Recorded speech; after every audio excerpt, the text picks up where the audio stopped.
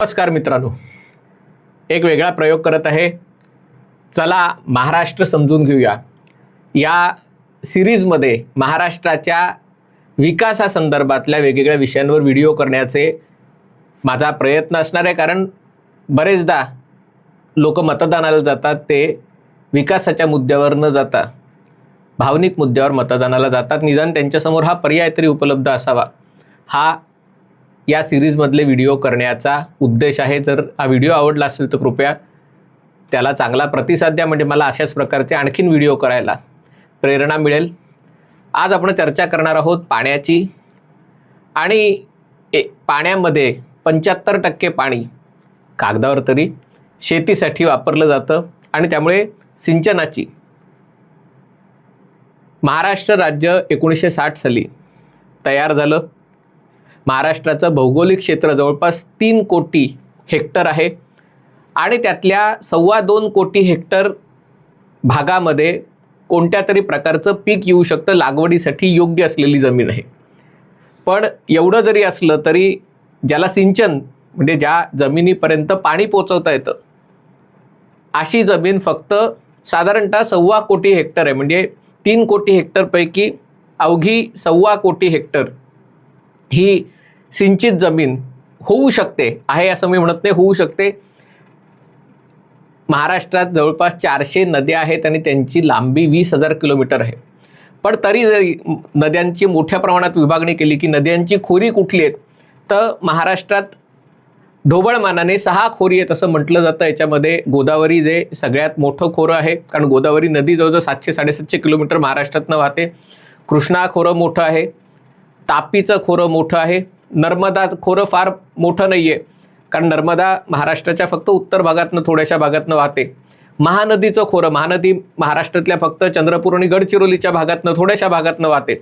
आणि जे 6वं खोरं म्हटलं जातं त्या पश्चिम वाहिनी नद्या आहेत की ज्या कोकणामध्ये म्हणजे सह्याद्रीच्या डोंगर रांगात उगम पावतात आणि कोकणात आपलं पाणी अरबी समुद्रामध्ये वाहून नेतात.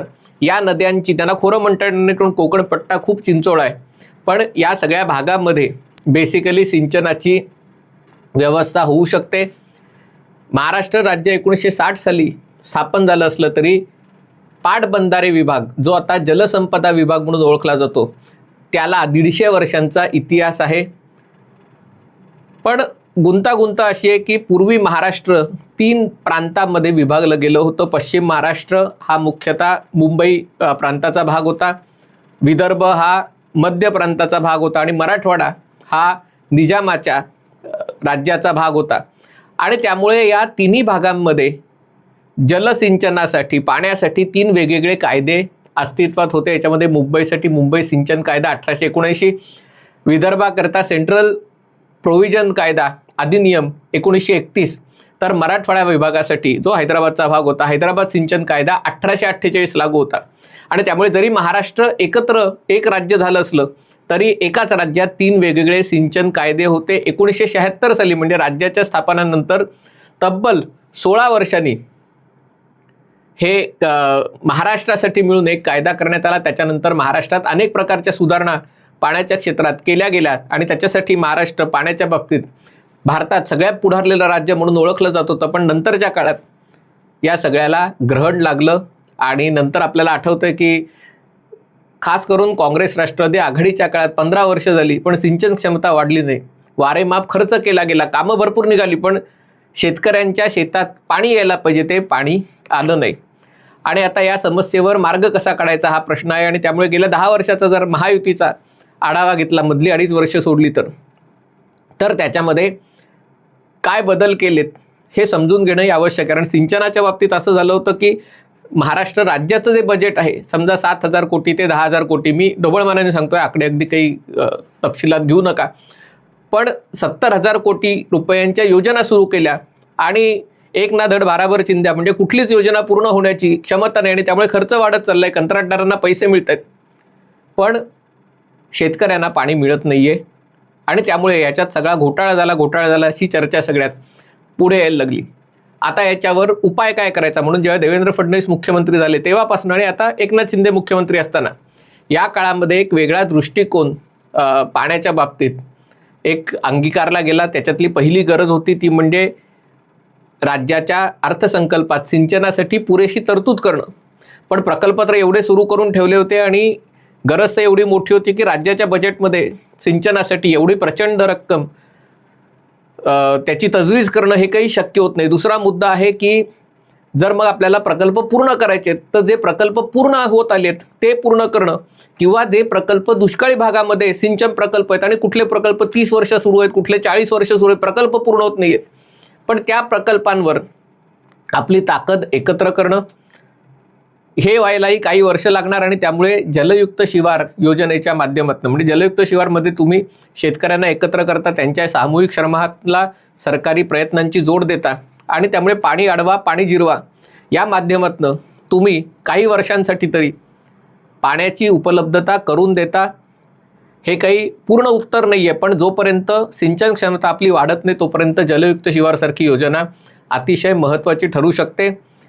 त्याच्यानंतर पाणी तुम्ही उपलब्ध करून दिलं, पण शेतकऱ्यांना जर वीजच मिळाली नाही तर पाणी खेचणार कसं? शेवटी पंप लावायला शेतकऱ्याकडे वीज पाहिजे. आणि त्यामुळे आता प्रयत्न असे करण्यात येत आहेत की सौर पंपांच्या माध्यमातून, तसंच शेतीसाठी वेगळी ग्रीड तयार करून, कारण नाहीतर काय होतं, शेतकरी विजेचा दर अतिशय अल्प दर देतात आणि जर शहरातनं मागणी असेल, उद्योगांची मागणी असेल, जिथे लोक 11 रुपये 12 रुपये युनिट पैसे भरायला तयार आहेत, मग त्यांना वीज द्यायची का जे पैसे भरत नाहीत त्यांना वीज द्यायची? हा प्रश्न कायम येणार होता. आणि त्यामुळे शेतीसाठी एक वेगळी ग्रीडच तयार केली तर त्या दृष्टीने प्रयत्न सुरू आहेत. पुढच्या 2-4 वर्षात ही गोष्टही शक्य होणार आहे. आणि सगळ्यात मोठा प्रश्न आहे की नागरीकरणाचा, कारण जेव्हा ह्या सगळ्या योजना तयार केल्या गेल्या तेव्हा महाराष्ट्रातलं शहरीकरण जेमतेम 20% होतं. आज महाराष्ट्र 50%च्या वर शहरीकरण झालेलं आहे. आणि मला आश्चर्य वाटणार नाही पुढच्या 10-20 वर्षात 70% महाराष्ट्राची लोकसंख्या शहरी भागात येईल. आणि त्याच्यामुळे शहरी भागाचं नियोजन करणे आवश्यक आहे, कारण शहरातनं मुंबई ठाणे तिथलं सगळं सांडपाणी आहे ते समुद्रात वाहून जातं, पण बाकी सगळ्या शहरांचं सांडपाणी हे शेवटी नद्यांना मिळतं आणि त्याच्याद्वारे ते शेतीला मिळतं. उद्योगाचं प्रदूषित पाणी जर पुरेशी प्रक्रिया केली नाही गेली तर शेतीला मिळतं. आणि त्यामुळे शहरीकरणाचं औद्योगिकरणाचंही नियोजन करणं आवश्यक आहे. त्याच्या दृष्टीने प्रयत्न केले जात आहेत. मी आता पुन्हा अगदी खोल तपशिलात जाणार नाही, पण एका फक्त विदर्भ विभागाच्या बद्दल थोडीशी माहिती सांगतो, म्हणजे कशा प्रकारे प्रयत्न केले जात आहेत ते आपल्याला कळेल. याच्यामधल्या वैनगंगा, नळगंगा, पैनगंगा या ज्या नद्यांची जोडणी आहे, कारण या नद्या जोडून जर गोदावरी खोऱ्यामध्ये पाणी आणता आलं तर त्याच्यासाठी 87,342 कोटी रुपयांची तरतूद केलेली आहे. याचा फायदा नागपूर, वर्धा, अमरावती, यवतमाळ, अकोला, बुलढाणा, वाशिम या जिल्ह्यांना होणार आहे. जवळपास 3,71,000 हेक्टर क्षेत्र या प्रकल्पामुळे ओलिताखाली किंवा सिंचनाखाली येणार आहे. बळीराजा संजीवनी योजनेच्या अंतर्गत एकूण 70 प्रकल्प सुरू करण्यात आलेले आहेत.